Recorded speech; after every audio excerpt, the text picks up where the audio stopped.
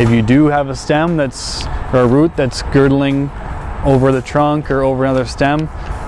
there are ways to treat it. We can bring in an air spade and blast away a lot of the dirt and the material that's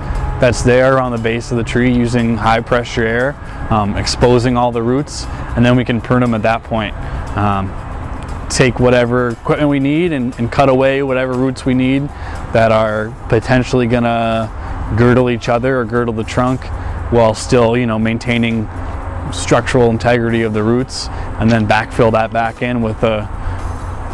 whatever mixture or soil or organic compost is needed, and resolve that issue.